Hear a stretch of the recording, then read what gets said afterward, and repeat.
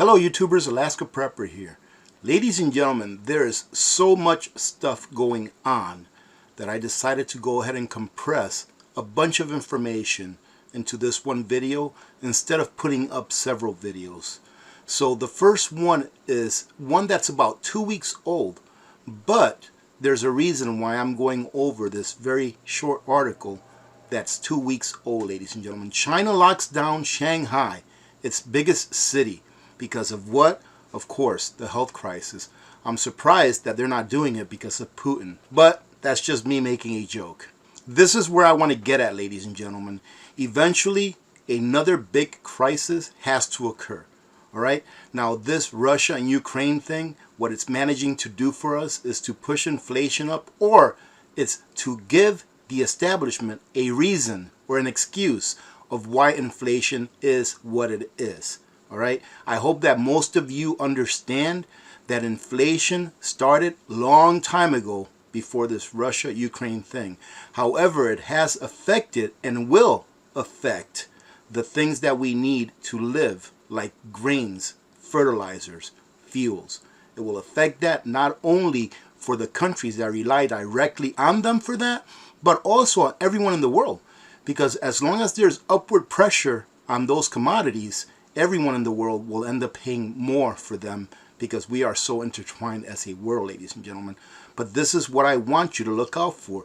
Here over the weekend, residents flocked to Shanghai stores in a rush of panic buying that saw shelves empty and even some fights as shoppers loaded up their carts. Don't be one of those people, ladies and gentlemen. Eventually there will come a time in these United States or whatever country you're in where this will happen, where people will be rushing to the store to panic buy and strip the shelves of everything that they hold.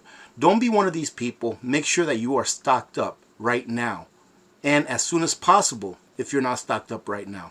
It's only going to save you money in the end, because inflation is going to continue to melt away the purchasing power of the dollars or whatever currency it is that you hold.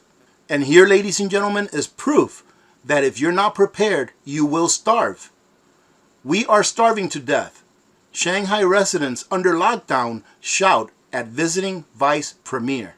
And it says here that when the vice premier visited Shanghai earlier this week, she was greeted with residents shouting from their apartment windows, "There is no food left and we are starving to death."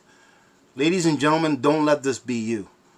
I know that in China is a different story than what it is in other Western nations or in Western nations. I don't believe that the government will physically lock you down, meaning physically, like they literally lock these people down using physical force. But will the availability of the things that you need to live be available when you need it the most? And listen to this, ladies and gentlemen. Sun was accompanied by a swarm of local officials, cameramen, several vans with black tinted windows, and police vehicles. Yet the streets were empty. The residents could only view the envoy from their own apartments. Some were brave enough to shout from their windows and balconies. Someone called out to the officials, "Can you arrange for some vegetables to be sent over?" The officials, however, had no reaction whatsoever, as if they did not hear anything. Ladies and gentlemen, if you haven't learned by now, government does not care about you. It doesn't matter what government it is. It doesn't matter if it's in China. It doesn't matter if it's in the U.S., whatever government you live under. They do not care about you. They care about one thing and one thing alone, and that is continuity of government, meaning that they get to stay in power. So prepare now while you still have time. I've been shouting this out the top of my lungs forever because it's true. Prepare now while you still have time. There is still food on the shelves. It may be a lot more expensive, but you still have time, ladies and gentlemen. And things may be getting a little bit worse. Now listen to this clip here that I got from the Ice Age Farmers video. The Ice Age Farmer put up a video, a very good video on the bird flu. And listen to this clip, ladies and gentlemen. It almost makes you think that they've been planning this for a while. Pandemic. I believe the great pandemic is still in the future, and that's going to be a bird flu pandemic for man it's going to have significant mortality in the 10 to 50% range. And here it starts, ladies and gentlemen. China reported 19 human cases of the bird flu. So now this bird flu is supposedly transferring over onto humans. But listen to this. If the Centers for Disease Control Prevention Director is correct, the mortality rate of this bird flu transferring onto humans will be 10 to 50%. And here they finish off by saying, with immune systems destroyed by the previous health crisis vitamin shots, a weaponized bug could cause real damage and death if they attempt to pull this off. Plan for the worst and hope for the best, but stay alert and understand the end game. Continue to stock food, ladies and gentlemen. I'm not the only one saying this. They are obviously coming for food security. And that is obvious if you just see what's going on with all of the crops. If you didn't see the video that I published earlier this morning, see what's going on with the crops. We're having a terrible winter wheat yield this year, and that's going to be one of the articles that I bring up here to show you real quick. We're having a terrible winter wheat year this year. We've had a dismal carryover onto this year, and if we have a bad harvest this year, it's going to be even worse. So not only are grains being taken away, not only are the grains that we have being used for things they shouldn't be used for, and I'll cover that here in a minute, but now the meat is in danger as well. Today I will be going to Costco. You know why? Because my freeze dryer has been sitting idle for a couple of days, giving it a break because I've been working it to death.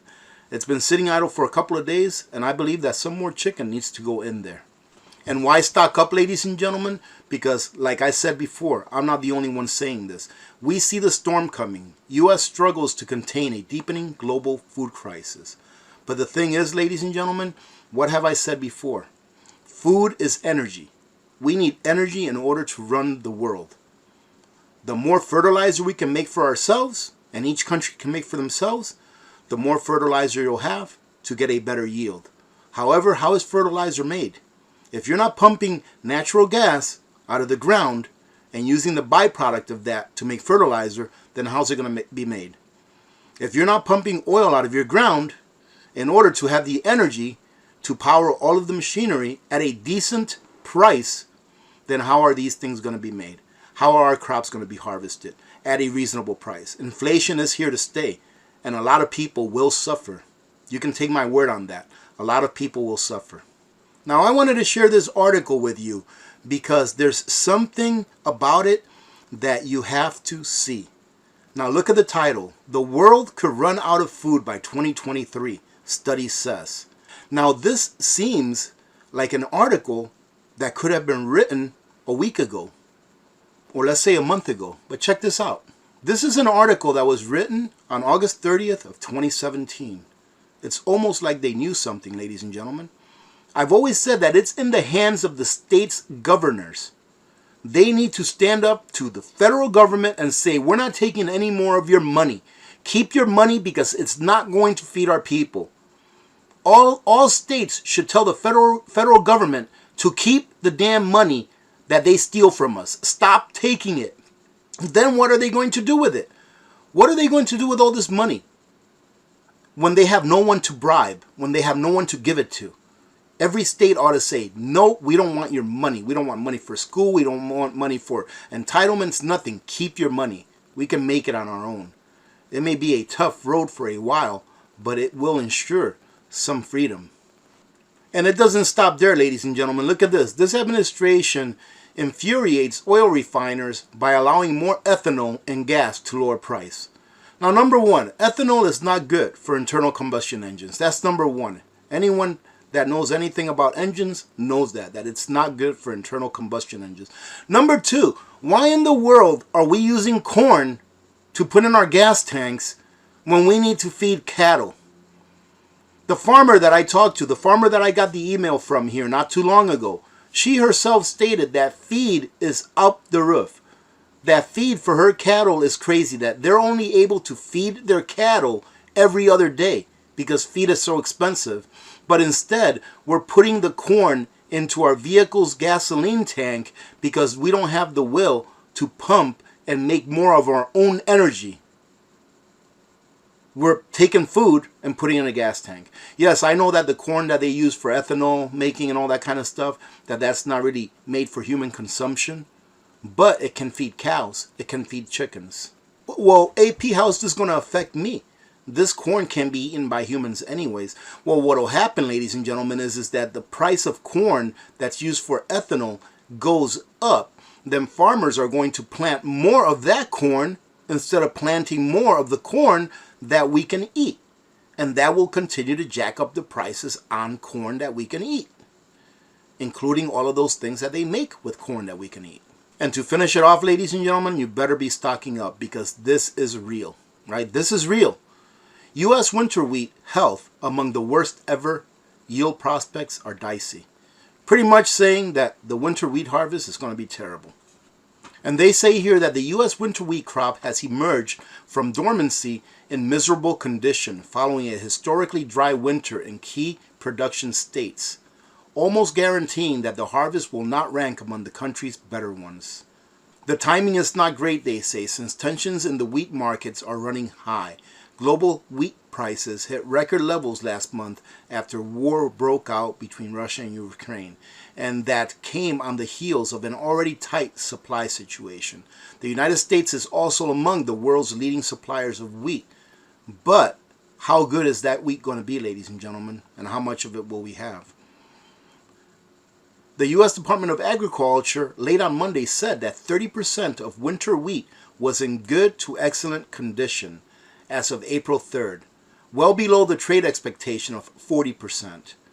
And the year ago, it was 53%. That was the agency's first national assessment of wheat conditions since last November. Now, ladies and gentlemen, if you believe the 30% number, that's fine. Even if we believe this 30% number, we are still a lot less than we were estimated. They were estimating 40%, 30%. So you're looking at a 25% reduction of what they were estimating. Now, do you believe that 30% number? I have someone who's been working in the farming industry for decades, and he tells me that that number, that 30% number, is a lot less than 30%. And listen to this, okay? This is winter wheat, all right, that we were talking about. Now let's shift over to spring wheat. U.S. farmers are set to plant the lowest spring wheat acreage in 5 years, and they are coming off one of the worst ever crops following a severe drought. Dryness remains in many spring wheat areas, so replenishing over the next several weeks would be ideal and bolster prospects. So ladies and gentlemen, all we can do is pray for rain, but you all know that we're going through a mega drought that is the worst that it's been in 1,200 years. So what is the likelihood that we're going to get the rain that we need in order for us to have a good wheat harvest to make up for the winter wheat harvest that we are looking forward to having? So hopefully this spring wheat harvest will make up for that. I doubt that it will, and that's why you need to stock up. I truly hope that you're getting something out of these updates. I do this because I want to show you that we are not out of the woods. We are in the middle of it. And it's going to get worse before it gets better, ladies and gentlemen. So stock up. I'm literally going to Costco today to stock up some more. Why? Because I still have room. I still have room to do it. And I just hate the fact that the longer that I let my dollars sit in the bank, the less that they are worth, the less that they can buy me. So go out there and prep up, ladies and gentlemen. I do have a video coming out tomorrow that is a review video of a solar generator, and it's actually a very nice one. It's a smaller one, but it's a very nice one, so I hope you catch that video. And there is a giveaway involved, especially for those of you that live here in the Fairbanks area.